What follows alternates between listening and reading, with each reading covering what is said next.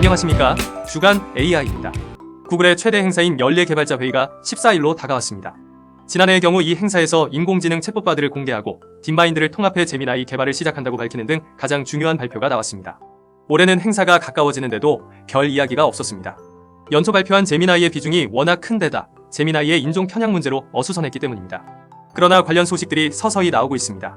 요약하자면 제미나이와 같은 주요 모델 발표는 없을 것으로 보입니다.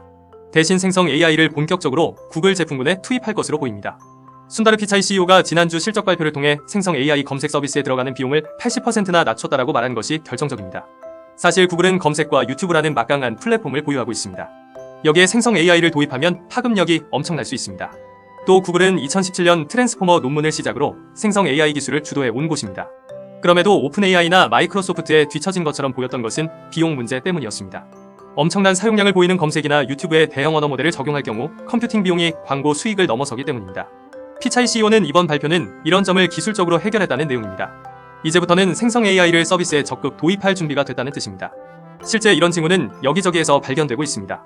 지난달 피차이 CEO 취임 이후 가장 큰 규모의 조직 개편을 실시, AI 연구와 서비스를 한 조직에 집중한 것이 대표적입니다. 그리고 크롬 브라우저에서 제미나이에 바로 접속하게 한 것이나 제미나이 모바일 앱의 기능을 추가하는 옵션이 등장하는 등 업데이트 준비 상황이 속속 확인되고 있습니다. 그동안 발표한 논문이나 모델 등을 감안하면 여러 도구가 추가될 것으로 보입니다. 지난해 초 MS와 오픈AI의 파트너십 이후 생성 AI는 이들이 주도해왔습니다. 구글은 한 발 늦거나 소극적으로 보인 것이 사실입니다. 하지만 가장 큰 문제인 비용을 어느 정도 해결한 이상 이제부터는 진검승부가 벌어질 것으로 보입니다. 한편 이번 주 국내에서는 잘 나가는 AI 기업 두 곳이 인터뷰에 나서 주목받았습니다.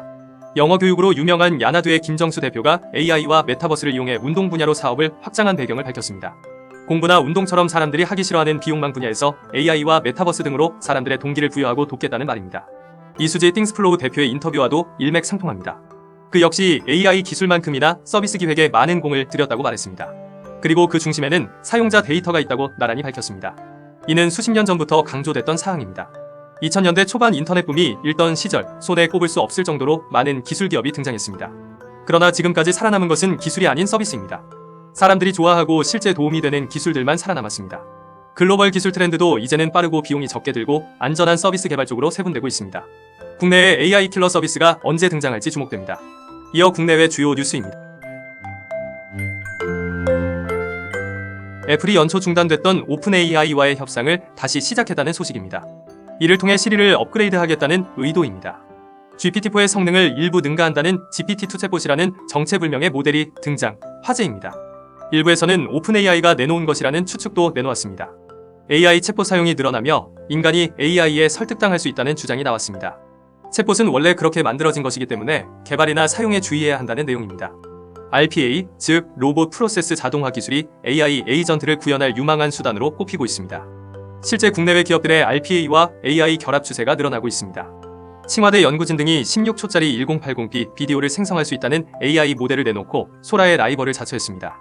그러나 공개된 영상을 본 사람들은 이에 동의하지 않는 것으로 보입니다. 지금까지 주간 AI였습니다.